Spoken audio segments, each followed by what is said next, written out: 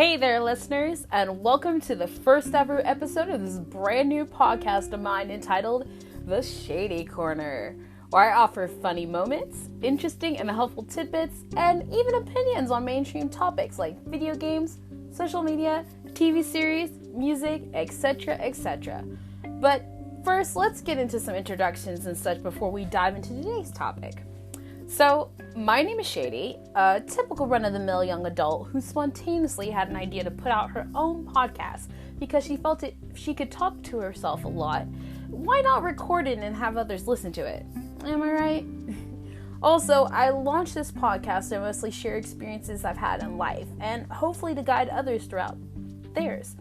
I know when I was stuck on a lot of different things, be it school, work, and life in general, I would always reach out to others for advice that can help me get me going in the right direction. Sort of a have people learn from your own mistakes and choices sort of deal. Because I live to see people be happy and succeed in life. And if I've helped anybody in any way, then that just shows that I'm doing something right. I know that may sound mushy and gushy, but it's the truth. In fact, the reason I'm going to school is to get a degree that is geared to help me to help others. But anyways, what else can I say about myself? Well, I'm a college kid with one degree under my belt and another on the way. I have various interests including animation, television, dramas, and I'm mostly talking about movie dramas and not reality TV because that's just bleh to me.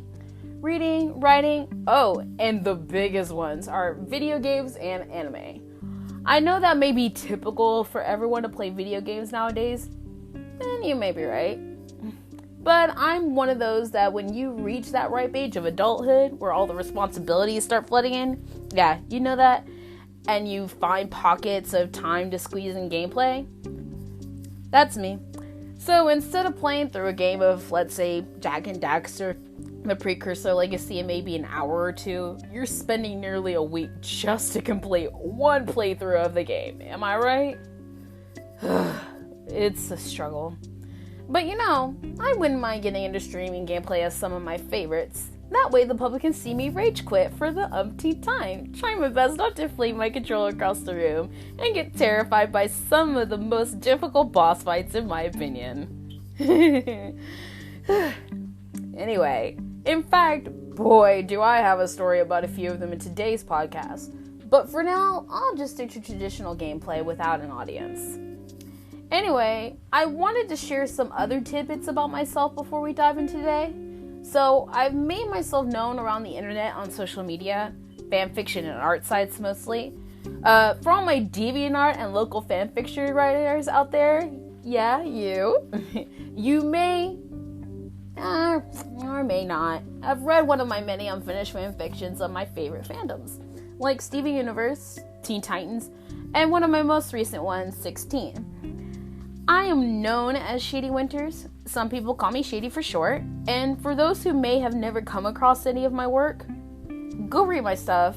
I heard they're pretty good. I also have a Tumblr, or should I say Tumblrs. The main one is, of course, of Shady Winters, where I mostly reblog a shite ton of stuff that I like, find useful, or is straight up hilarious. I'm very immersed in the meme culture.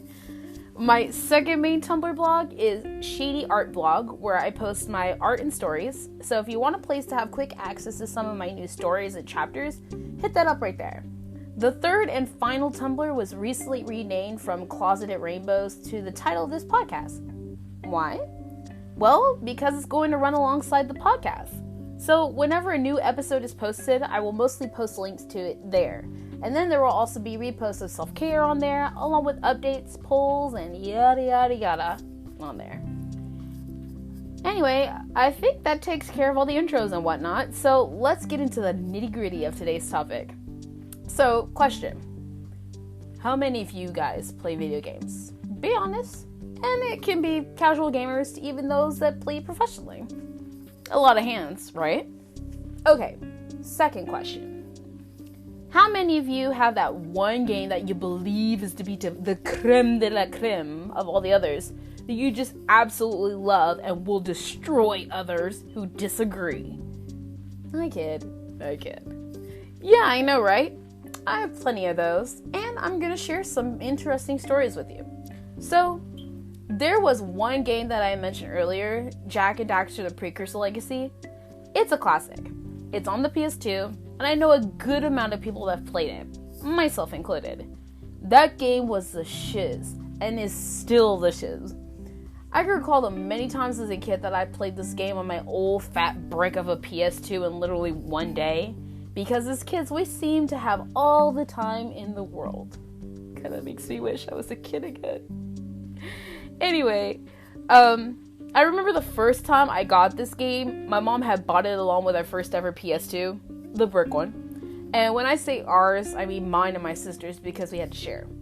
Anyways, it was one of the first PS2 games that I had to play when I first started out with the console.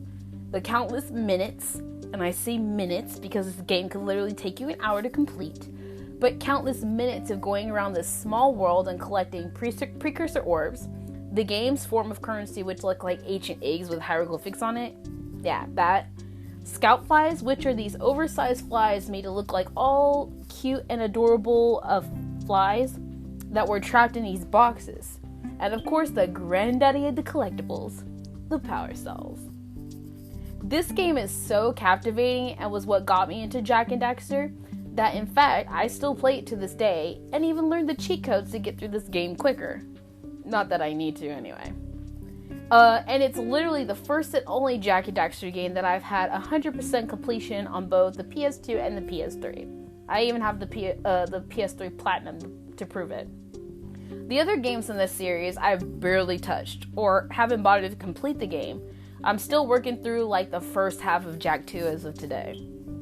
So there are a lot of interesting aspects of Jak and Daxter: The Precursor Legacy. There are the vibrant colors, the interesting designs, and the premise of the game. But the one thing that pops up into my mind that irks me the most, in a good way, about the game are the bosses. I remember when I did my first ever playthrough of the game when I was around 9 or 10, I had come across the first ever boss, which was in the Precursor Temple in the deep jungle. Just rounding that corner and seeing that boss just pop his eyes open and show his fangs was enough to give me a mini heart attack as a kid. And for those who don't know what the frick frack I'm talking about, have you been living under a rock or something? Because this game has been out for nearly 18 years, with 2 re-releases on both the PS3 and PS4. Go and get you a copy and check it out. Anyway, that boss gave me a scare since the first encounter and feared me for many years up until high school. However, I've completely over it since it is one of the easiest boss fights throughout the whole game. Now, there was one part in the game that freaked me out as a child, and I believe it had something to do with an incident that happened in real life. But when you get to the third hub in the game and go into the Lost Precursor City, I had internally told myself that there was no way in hell that I was leaving this place and that I was trapped. I had a mini panic attack over entering this place because it's literally underwater, and that scares me, just being trapped underwater. Even to this day, I still get a bit of anxiety when I get to this point in the game. Does that seem crazy, or is it somewhat relatable to you guys? Let me know.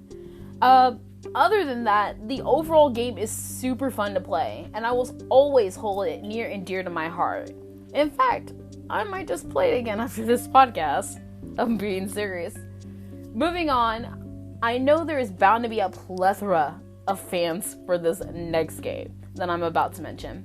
Because how can you not know about this game franchise when it is one of the best mashups between family-friendly Disney and the RPG god Square Enix? Yes, ladies and gentle beings, I am talking about the one and only Kingdom Hearts. The first time the first game was announced, I found out about it via curiosity over that darn pinging noise that I heard whenever a Square Enix commercial came on. You know, that ding! I heard that instantly, was honed in on the TV in our living room, and lo and behold, it was for the first ever Kingdom Hearts game. Seeing this crazy mashup of Disney characters with Final Fantasy just blew my mind as a 9 or 10-year-old, and I instantly begged my mom for it for Christmas. Thinking about it, I wouldn't even get it because of certain circumstances. I just figured I would get it whenever I gathered enough allowance. But boy, did I not have to. Thank God. Come Christmas Day, after going through the few Christmas gifts that we had, which were mostly like clothes, bath stuff, and a flower trash can of all things. I don't know why, but my mom thought it was a good present. But yeah, she told me to go look in this said flower trash can. And there was this one small rectangle object that was wrapped in wrapping paper. So I ripped it open. I ripped that bad boy open and instantly bawled my little eyes out because it turned out to be a copy of Kingdom Hearts. That just made my day. And at that point, I didn't care about anything else, not the Christmas dinner, not my gifts that were still sitting in the room. I was like, nope, I'm making a beeline from my mom's room with that fat brick PS2, and I'm playing this sucker till dawn. In the first few weeks I had it, I had to struggle with the fact that my mom didn't even buy a memory card. Y'all know that struggle. I know a lot of people around my age have dealt with that dilemma when they first got their game console. Plenty of them. Not just like Sony people, but like Xbox 2 and GameCube, any early consoles, we had to deal with that struggle. But yeah, I had no memory card, so I had to leave the PS2 on overnight to continue where I left off. And God, was that a hassle.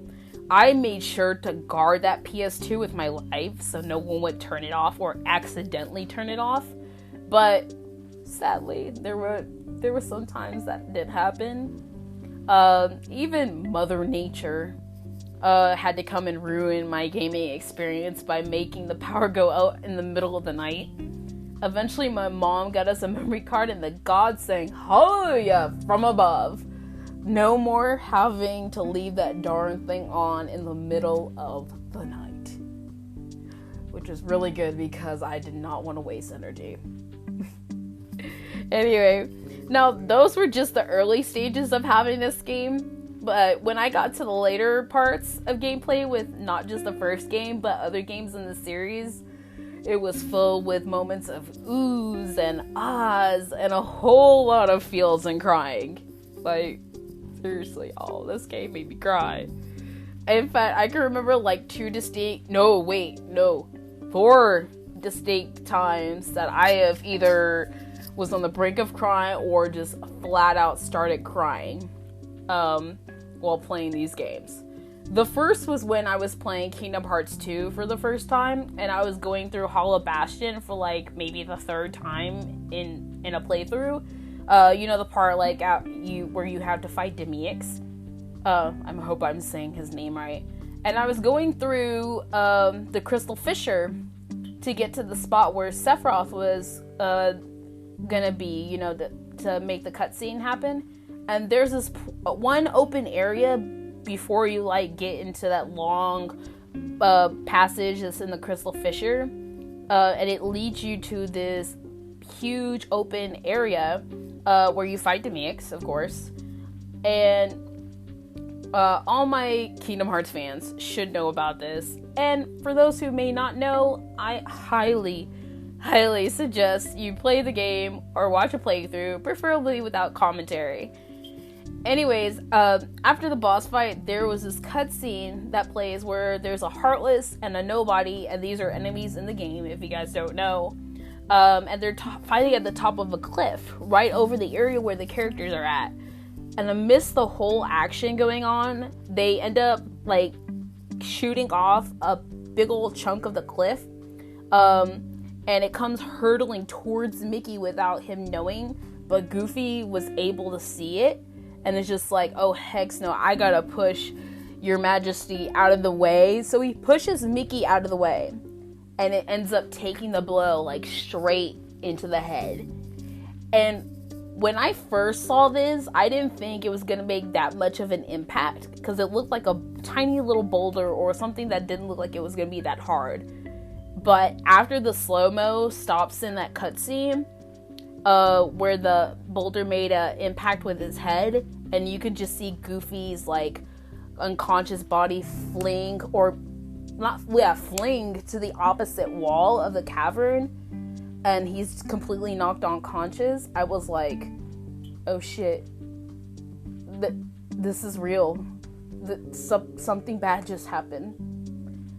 And he was like no moving, no responses, and the reactions from the others in your party, like Donald and Goofy and no, not Donald and Mickey and the main character Sora, and your party made me think instantly that Goofy was dead. And I cried. Oh boy, did I cry. But then it turned out not to be real, and Goofy came back later, all fine and dandy. But still, that moment made me freaking cry. Like, y'all don't understand. When you're my age, well, when you're like 9 or 10 years old and you have this very emotional baby heart, when you see stuff like that, that hurts. It just hurts. But anyway, we're going to move on from that. So, the second moment had to be the whole ending of Kingdom Hearts 2. Same game. And it's just, same mushy, gushy, emotional stuff that made me little baby cry.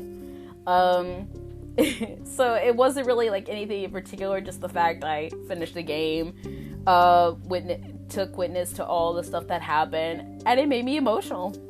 So yeah. And I think that had to have been when I was a little bit older, so 13, 14. Yeah.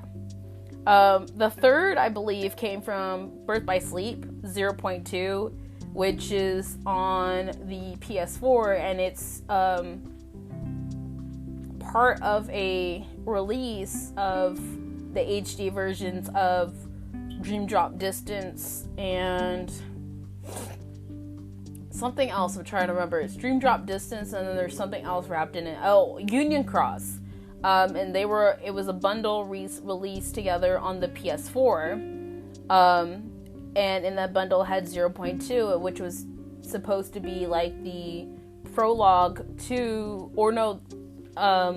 whatever. It was supposed to be the prequel to Kingdom Hearts 3. But also kind of like a continuation of Birth by Sleep, which is the game that was on the PSP. And there's a certain area in this little game. I mean, there's a small area in this game, not small area, a big area in this game that's supposed to be reminiscent of like one of the worlds from one of the Disney princess movies. And in this world, you see two ghosts next to each other of two of the main characters, Ven and Terra, that the main character that you're playing as, which is Aqua, must chase. And I could have sworn I got choked up from that. Like, literally. I got choked up from that. Because just hearing, her thoughts about the whole thing. Like, is that Ven and Terra? And hearing her get so emotional from it just made me emotional. And then the fourth and final one was the most recent one, and it was from Kingdom Hearts 3. I'm not going to spoil anything. Don't worry, guys. If you guys haven't played the game, I'm not going to spoil it. But it took me like 4 to 5 days after launch for me to complete the game in full. And the reason why it took me that amount of time was because I was borrowing a PS4 from like campus, and I had to turn it in like after certain days. So I was like, I need to finish this game ASAP. So I can be included in the know-how of like what's going on. But yeah, so it took me 4 to 5 days after launch for me to complete the game. And just hearing the ending theme, which I'm not going to spoil for those who don't know, and seeing the credits, I literally started bawling my eyes out while singing. I couldn't even like spout out full words from the song because I was literally just sobbing. My shirt was wet from my tears. That's how bad it was. Not bad in a bad way, but bad in a good way. Because this game, this game gave some really good feels. And now you're thinking, why would I cry over a video game? And don't say that you wouldn't, because I'm pretty sure there are plenty of other people out there who do it too. But the reason I was so moved by this game series is because it teaches you some valuable lessons. Like, may your heart be your guiding key, which is a direct quote from one of the games. Friendship is the best thing to ever have and to never lose hope. Those are like some really good key points you can pull from this game series. And to be honest, there were countless times, even to this day, where I had to face some difficult moments in my real life, and Kingdom Hearts in general has helped me through them. Like whenever I needed a pick-me-up from a really tough or difficult day at school, I'd have Kingdom Hearts to come brighten my day. And you know, it still does that it still helps me with difficult times through this day. And because I was so moved by this series, I actually got a tattoo of the crown emblem, if you guys have ever seen it, on the cover art of the boxes. I actually got a tattoo of that on my back. So I have a little piece of Kingdom Hearts with me everywhere I go. Now I think I'm gonna stop there before I get emotional here, because whenever I talk about like Kingdom Hearts and stuff to like the easiest detail, I tend to get really emotional. So I think we're gonna stop. And let's continue on to another game from my past, or should I say future past? I don't know. You'll kind of get the gist about it in a minute, but it is my absolute favorite at this time. Even more of my favorite than Kingdom Hearts. And this game is called Psychonauts. Some may be asking what the heck Psychonauts is, and others may be thinking that those who don't know are completely delusional. But I kid. Psychonauts is the brainchild of Double Fine Games, which is headed by the great Tim Schafer. It centers around a kid named Raz who wants to train at this psychic summer camp to become a psychonaut, which is essentially a spy with psychic abilities, right? And this game isn't even brand new. It came out back in the PS2 era in 2005 and didn't receive as much praise back then as it does now, what with its re-release and an announced sequel to the game that's coming out next year.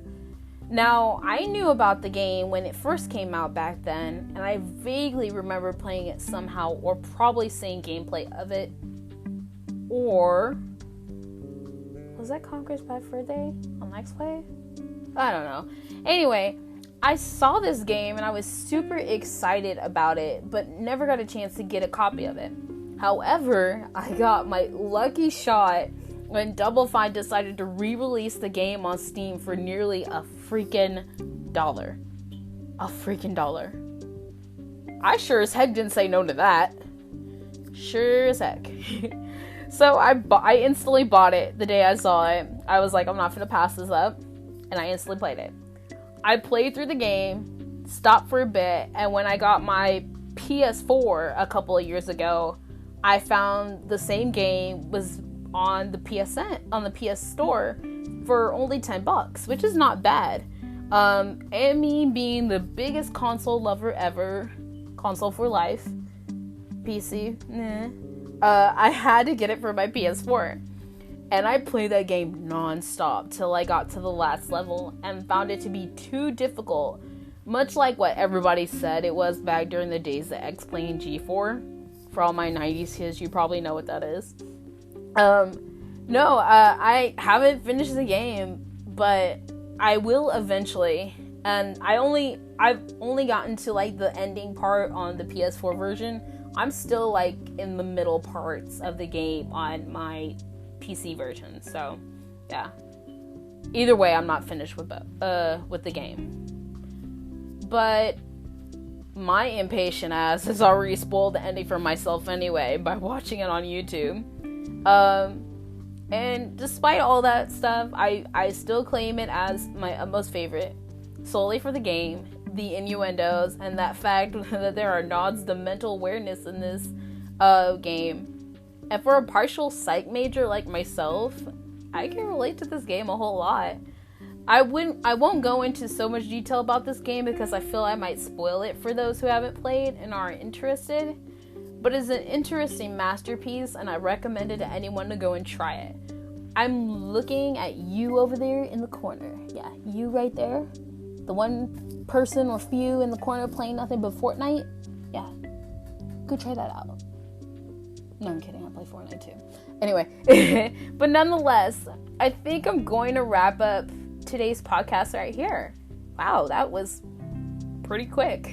Because if I continue with this topic of video games, it's literally going to be like maybe a many hours long special of me blabbing about nearly every game I own in my collection, PC and console wise.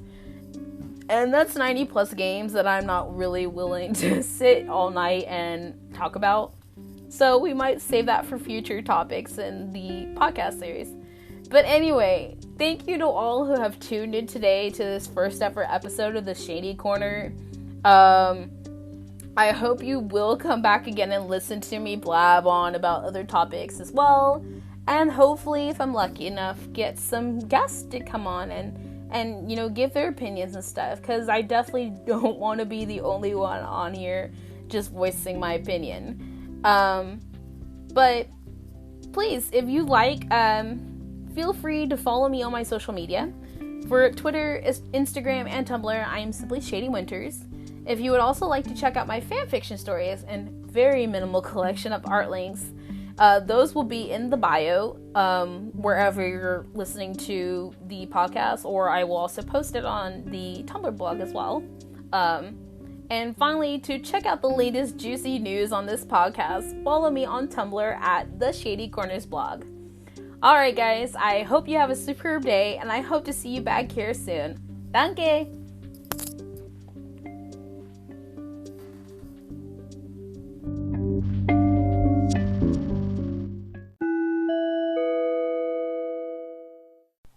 Hey guys, Shady again.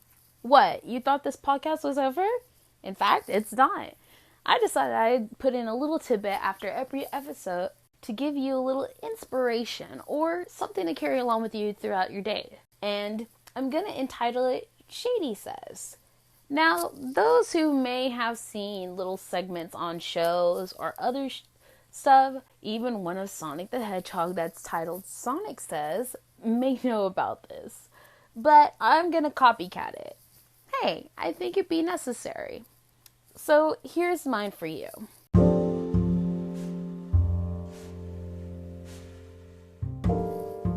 If there's anything in life that you have no control of, don't worry about it. Anything work-related that is out of your hands, don't worry about it. Anything school-related that you cannot control, don't worry about it.